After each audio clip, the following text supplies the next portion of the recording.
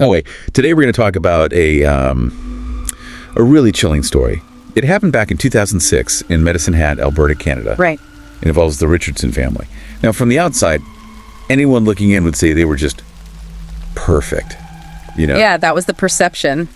Loving, warm, 2 kids, the ideal picture. Absolutely perfect, neighbors said. But underneath all that, something truly terrible was building. Then came the discovery. Just horrifying. Family members found dead inside their home. And the most disturbing part initially. Exactly. The daughter, Jasmine, she was missing. So the immediate question was, is she another victim? Something else. And the truth that came out was, well, deeply unsettling. Yeah, this relationship she had with an older guy, 23, I think. And he claimed, get this, he claimed he was a 300-year-old werewolf. It's a staggering detail, and it really forces you to ask how that kind of fantasy world could intersect with such brutal violence. It does. So let's try and piece this together. Yeah. What's revealed in this deep dive is how that perfect image, that facade, it hid so much complexity. Layers of tension, definitely. And it makes you think about vulnerability, how it can be exploited, radicalized almost, sometimes right under our noses, and how quickly it can happen. So let's meet the family first. Mark Richardson, the dad, 42, a technician. Okay. Debra, the mom, 48. She was really into Reiki, you know, the Japanese energy healing. Right, I remember that detail. Then Jasmine, the daughter, she was 12 at the time this all started unfolding. And her younger brother, Tyler Jacob, just 8 years old. Jacob. Such young kids. And like we said, to outsiders, it looked ideal. Warm family, supportive, doing all the normal family things, camping, hiking, church. Seen as a real positive influence in their community. But there's a backstory to the parents, isn't there? There is, yeah. And it's significant. Both Mark and Debra, they had really tough younger years. They struggled with severe drug and alcohol addiction. Wow, okay. They actually met in rehab. They got clean together, supported each other, and really built this family, this seemingly stable life from the ground up. Which makes what happened later feel even heavier, you know, knowing how hard they fought for that stability. Exactly. It adds another layer of tragedy. Now, Jasmine, for most of her childhood, she sounds like a pretty typical kid.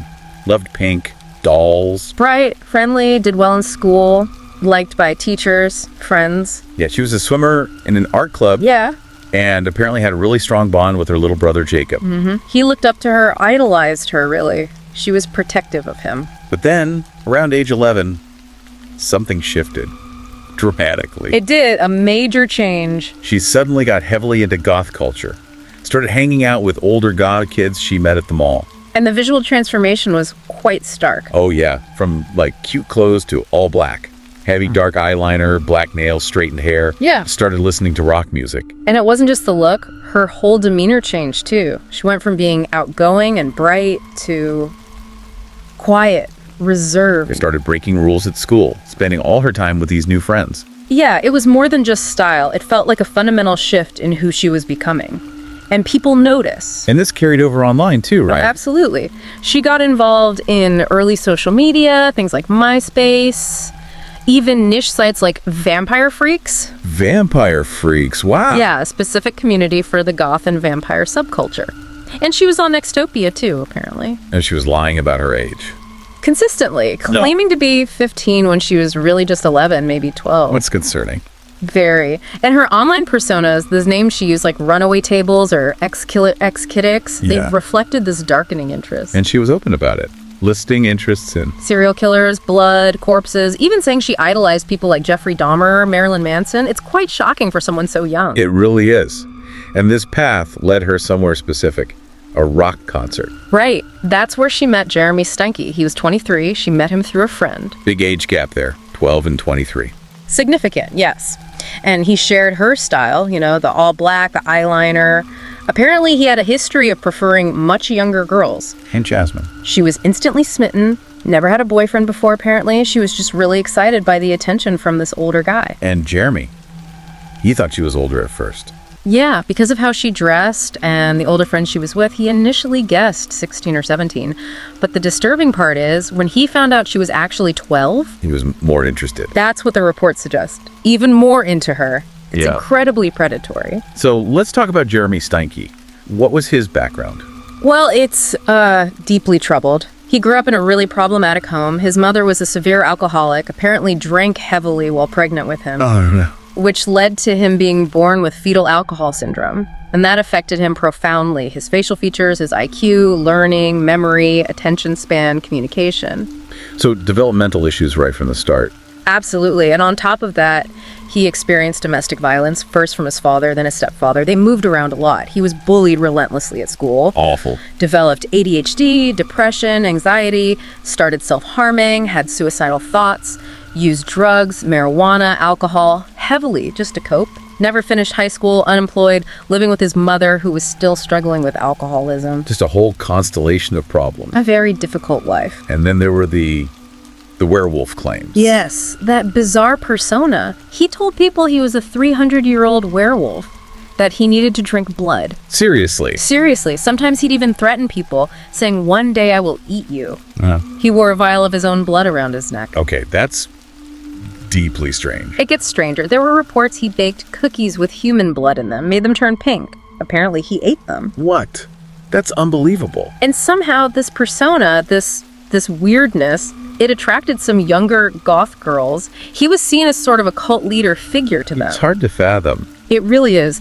And this connects to a phenomenon sometimes called hybristophilia. What's that? It's a psychological condition, a paraphilia, where people are attracted, sometimes sexually aroused, by those who've committed crimes, especially heinous or violent ones. So people were attracted to him because of this dark persona. In a way, yes. His disturbed narrative, this twisted idea of devotion, it actually drew some people in, particularly vulnerable young women. It's a really unsettling aspect of human psychology we see sometimes. Wow, okay, so Jasmine and Jeremy, they become a couple. February 2006. Especially, yes. And Jasmine is just completely head over heels. Sees him as the strong leader, her werewolf boyfriend. He even wrote her a song. Infatuation. And they're communicating secretly. Texting, calling, meeting up. Constantly. She started sneaking out of the house. There was even an incident where she left her little brother Jacob home alone. He got scared and called their parents. Oh, Jacob. So the parents, Mark and Debra, they must have been noticing these changes.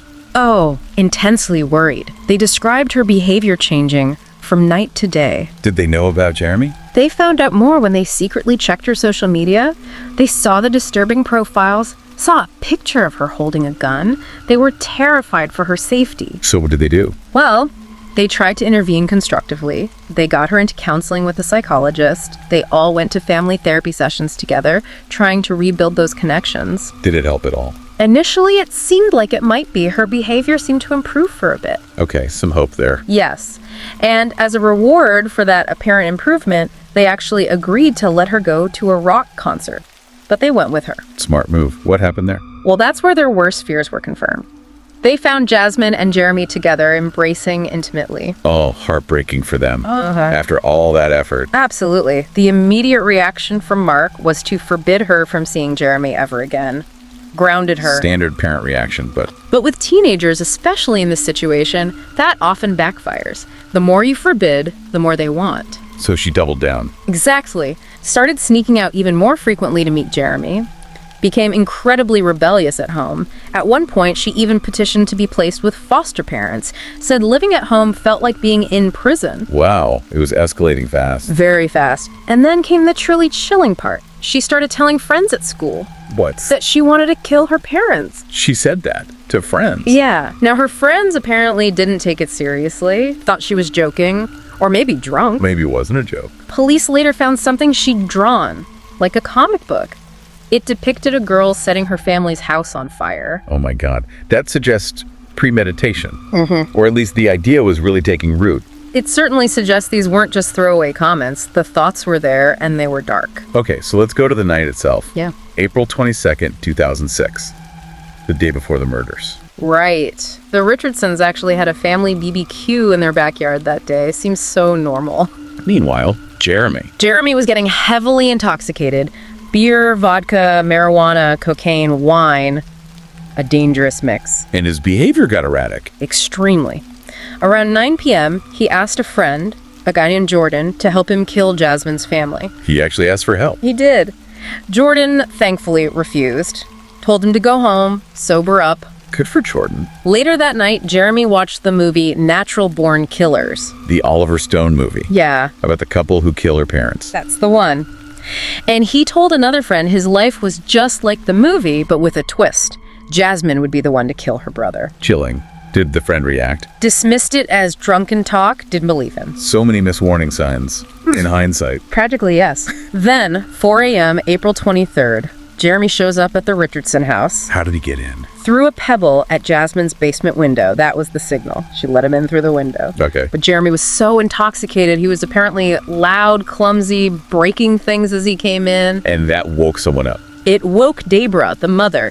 She rushed down to the basement, probably thinking Jasmine was sneaking out again. But instead, she found Jeremy, dressed all in black, wearing a mask, holding a knife. oh God. Debra screamed, tried to run upstairs, but Jeremy caught her, dragged her back down, and stabbed her 12 times. She was the first victim. Just brutal. What about Mark? Mark heard Debra's screams. He grabbed the first thing he could find, a screwdriver, and ran downstairs. Did he confront Jeremy? He did. He All right. tackled Jeremy, managed to stab him in the chest with the screwdriver, even poked him in the eyes. He fought back hard. Wow. But the screwdriver fell during the struggle, and Jeremy had the knife. He stabbed Mark repeatedly. Did Mark say anything? His last words, according to Jeremy's confession later, were, "Why are you doing this?" In Jeremy's reply. Chilling.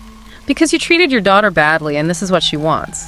Mark died there. Unbelievable. And Jacob, the little boy. He was hiding, but Jasmine told Jeremy he was still alive. She told him? Yes.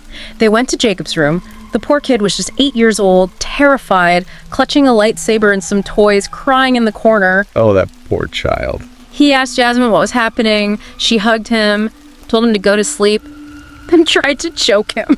She tried to. Oh my God. Jacob struggled free for a moment. He saw Jeremy and pleaded, "I'm scared. I'm too young to die." I can't even imagine. Why Jacob? What was the reason? Jasmine's confession was blunt. Jacob had to die because he might tell the police what happened. Because he was a witness. Exactly. She then stabbed him in the torso. Jeremy slit his throat. He was the third victim.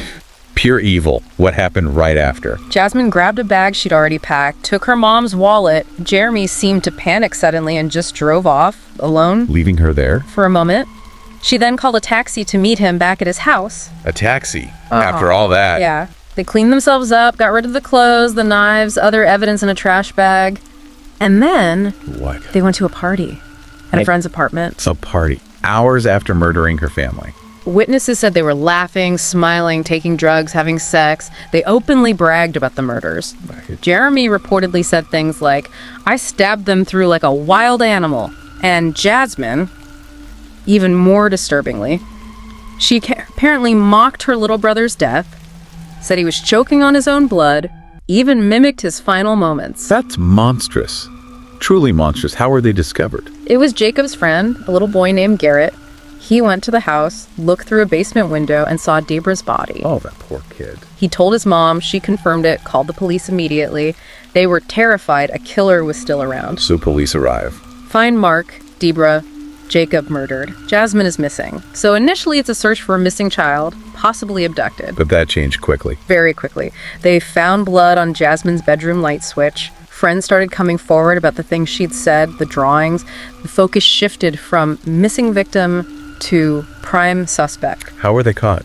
Police got a tip they were on a road trip with some friends. 3 other friends who apparently had no idea about the murders.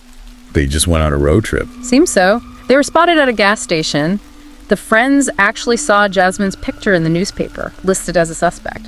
What did Jasmine do? Laughed it off, apparently, but then asked them to lie for her if asked. So the friends knew something was wrong. By then, yes. The whole group was arrested shortly after in a high school parking lot. And confessions. Jasmine cried at first, but then she confessed, even wrote an apology letter to her dead family. Jeremy also confessed fully, blamed it on Jasmine, said he did it for her. And even in custody. Unbelievably, yes. Wait. They wrote love letters back and forth. Jeremy proposed marriage. Jasmine accepted. It's just beyond comprehension. What happened legally? The trial was in 2007. Over 90 witnesses testified about Jasmine expressing the desire to kill her parents. 90 witnesses. Yeah. In court, Jasmine cried, denied she meant it, blamed Jeremy entirely. But the evidence was overwhelming. She was found guilty of murder. And the sentence. She was so young. She was 13. became Canada's youngest person convicted of multiple murders. Because of her age, Canadian law capped her sentence, maximum 10 years for a minor. Only 10 years for 3 murders. That was the maximum the law allowed for her age group. She served 7 years in secure custody, like a youth prison with intensive therapy, and then 3 years under strict supervision in the community. And Jeremy. Convicted of 3 counts of first-degree murder, sentenced to life in prison with no chance of parole for 25 years. What happened to Jasmine after? Reports suggest she responded well to rehabilitation, showed remorse, good behavior. She was fully released in 2016, age 22, changed her name, started a new life somewhere else. Jeremy remains in prison. So this whole deep dive, it just lays bare this horrific story. An innocent family destroyed, a young girl's descent into violence, fueled by this toxic relationship and these really dark interests. It's profoundly disturbing. But it does offer these stark lessons, doesn't it? About how complex adolescence can be, the real dangers of online influences and radicalization, and just the tragic collision of troubled minds and vulnerability. Makes you think how easily things can unravel, even when life looks stable on the surface. Hidden pressures can be incredibly powerful. So, thinking about this, what does it mean for you, listening? Maybe it's just a reminder, a stark one, to pay attention. To notice those subtle shifts in people around us, especially young people, and to think about the power of the influences we let into our lives and theirs. It really leaves you with a challenging thought, doesn't it? In this world overflowing with information, virtual connections, how do you tell the difference between dark fantasy and dangerous reality? Especially for kids who are just figuring out who they are. It's a critical question. Thank you for joining us for this really difficult deep dive today. We hope exploring this case, as disturbing as it is, has offered some clarity, maybe a more informed perspective on a complex tragedy.